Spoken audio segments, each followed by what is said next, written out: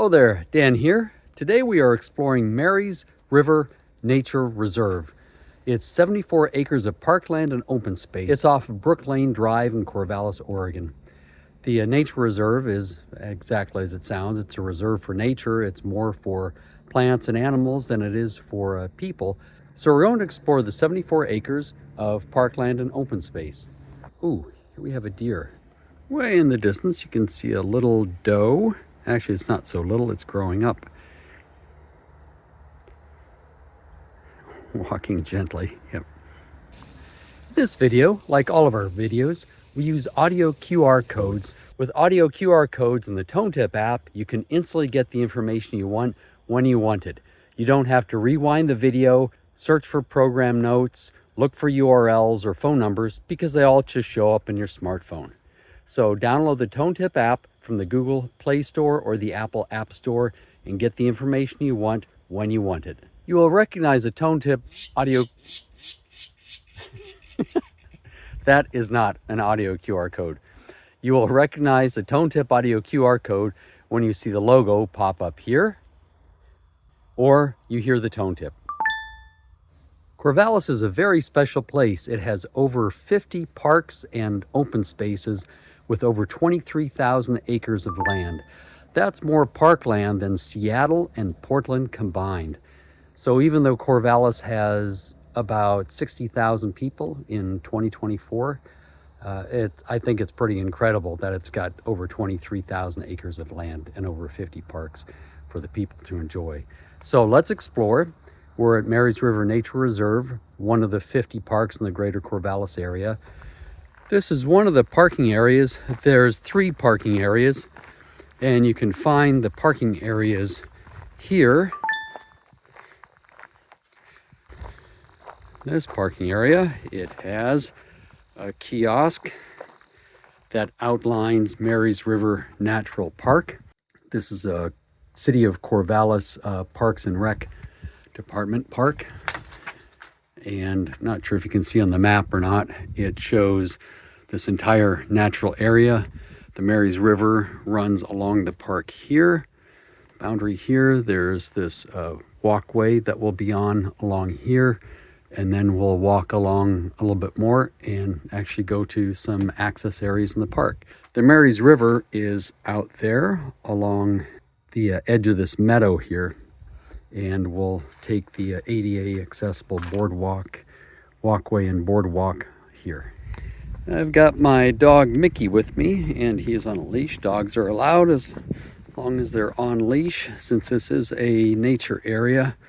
One thing you notice, it's mid-August, and there are lots of blackberries available here. And we're just beyond the peak of the season. These are very ripe.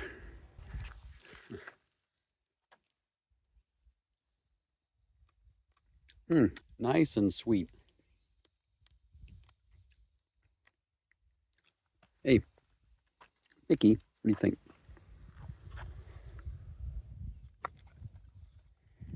Another one? Right next to the blackberries are these holly berries. I think these are holly berries. They are not edible, so don't eat these. They're very poisonous. There's a different variety of hollyberry. And on the left side, along the trail, there's also lots of wild carrot that's come up. It's usually in mowed fields. Wild carrot is not native, but it has naturalized. Wild carrot is edible. Some of the seeds are edible, plus the root is edible. The root has a very strong carrot flavor, and it's fibrous, so it needs to be boiled or cooked a lot. So also, this is past the season. In the springtime, there's camas and tarweed and lupine that also grow in here. The Mary's River is just on the other side of those trees over there. And when you look off to the right, sometimes you can see trails leading off in the brush. Those trails, I've seen deer in here before. There's a seasonal creek that comes through over here, and the deer like to wander off in here. Sometimes I've seen them laying down over here in the field and also on the other side in the field, but I've seen them over here on the right more often than on the left. Nice little bridge that goes across. There's a path here to the left. That's a path that you can take to go down to the Marys River if you like. This bridge doesn't have any water in it now, but in the wintertime, this gets filled up with water. And when it rains a lot and the snow melts in the early spring, sometimes this bridge is completely underwater by a few inches, and the water goes up to about here. And this whole area gets flooded out in the winter. And as we come along the walkway, the city has put in some little signs, and you can read about the life in the wetland prairie. The Native Americans would often come here and harvest monk flower, tarweed, camas, and tufted hairgrass, and use it for food and also for making baskets. So we'll continue on the walkway a bit more. Oh, here's something that's common. These are called snowberries. They're little white berries. They're not really edible. Native Americans use them as a medication. They can be crushed, turned into a paste, and used for skin conditions. And you can find more information on those right here. And in here you also see lots of rose bushes, wild rose bushes, and these are rose hips. Rose hips are edible. They're little red seed pods, and the outer flesh is edible. You chew it off. It's very high in vitamin C. But inside you can see there's little seeds. You can eat the outer flesh, but the seeds are kind of hairy and they're scratching your throat. So if you want to eat these, it's probably best to peel off the outer flesh, but don't eat these seeds. You can find more information about edible rose hips here. On the right side, it looks pretty grassy in here. In the wintertime, this grass all dies down. Here's a great example of rose hips. Look at these edible pods here. It's a great big field of Queen Anne's lace right now in the springtime. It's camas and lupine and other plants. So every season has something different. Oh, here's a lot of snowberries in here. Look at all these snowberries. Also in the springtime, these plants die down, and there's a drainage canal that's in here, and oftentimes you'll see ducks, sometimes beaver and nutria that live in there. Here we are at the boardwalk at Marys River Nature Reserve. Right now this meadow out here is all dry. In the wintertime, this area ends up flooding for a good part of it. It's really wet and marshy, and sometimes this boardwalk is just a few inches above the water line. So it's great that they put it in. A few years ago, this was just a dirt trail that was in here, so it's great that the city of Corvallis ended up putting in a wooden boardwalk. The boardwalk ends here, and then it crosses over Brook Lane Place. This is a private access road that goes to private property at the end. So cars are not allowed here except for the property owner and delivery vehicles. So this is about halfway through the park. Oh, these are just too hard to resist. I'm surprised these haven't all been picked. Oh, these are good. This is the middle parking area off of Brook Lane Place. Plenty of space for parking.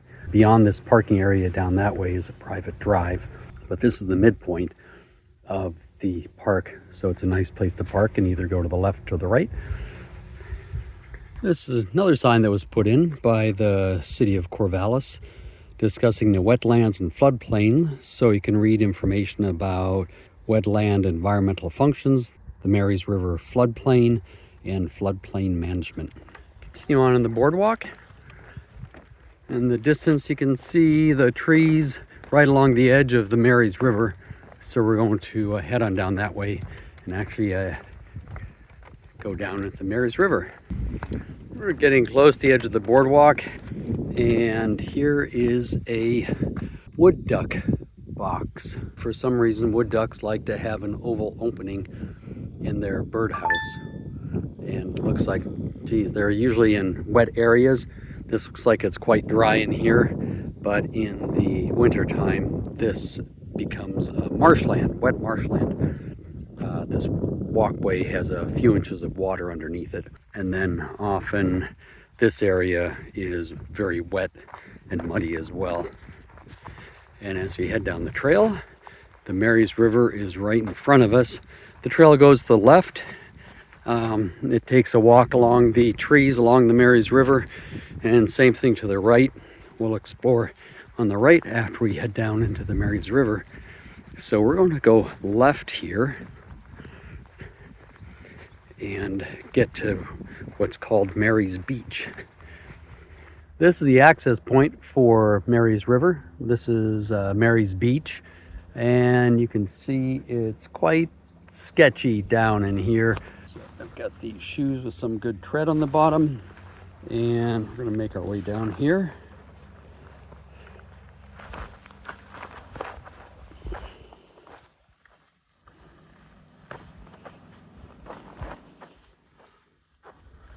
This way. And Mickey's being a very good dog, waiting at the top because I don't want him running by me and knocking me off my feet. This is quite nice. Right here we have a bunch of poison oak growing, so be careful when you come down here.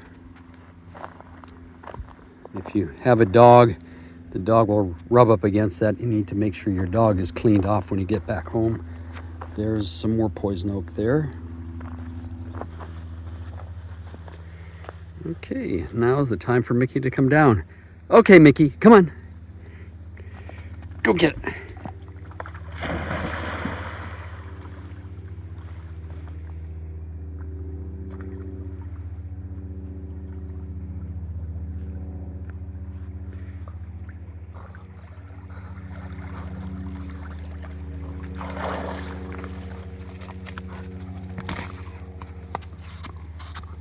So this is the Marys River right now in the summertime, and it's only about 3 or 4 feet deep.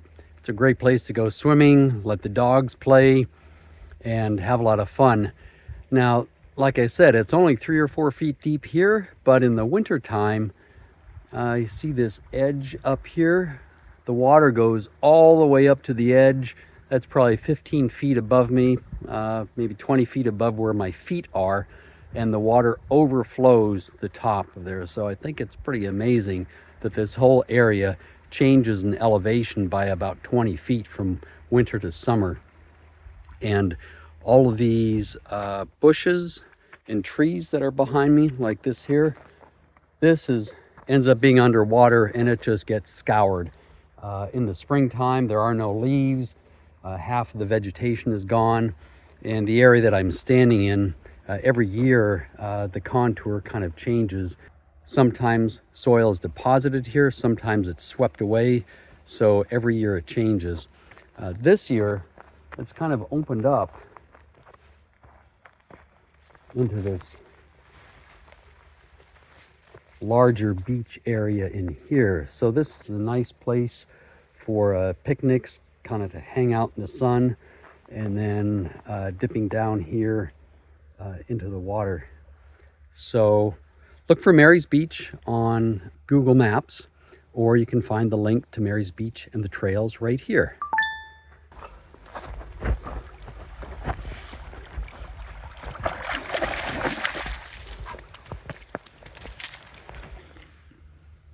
Here we go, Mickey. Ready? Go get it.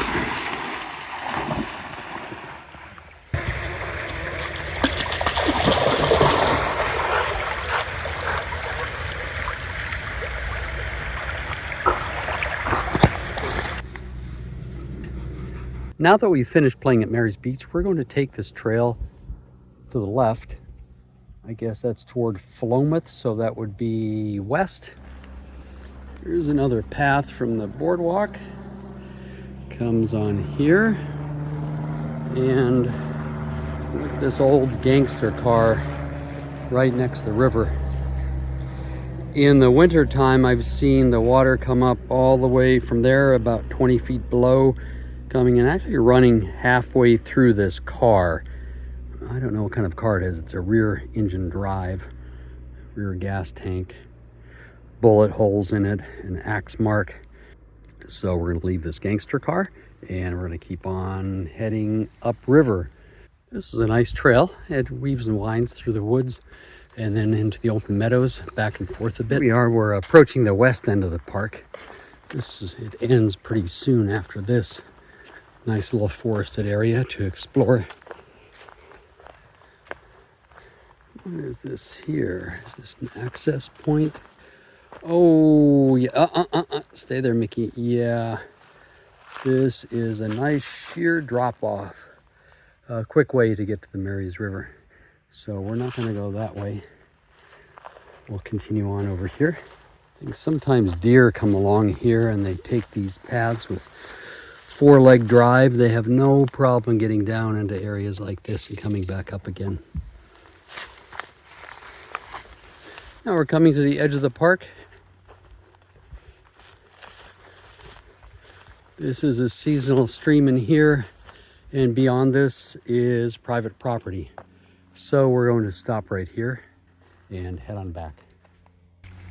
Look at all of these ferns in here. Ferns there, and the river is just on the other side of those trees. I love forested areas like this. In the distance, I can hear birds chirping. I can see them up in the trees. On the way in, we saw 3 deer. I can hear the river flowing just on the other side of the trees. It's just a great place to go and go on a little hike and explore and relax. Love it. Wow, one of over 50 parks in Corvallis. This is an amazing place. We're now at the end of the tour of Marys River Nature Reserve. If you like this little tour, please subscribe and hit the thumbs up. So let's get out and explore, and I'll see you on the next hike.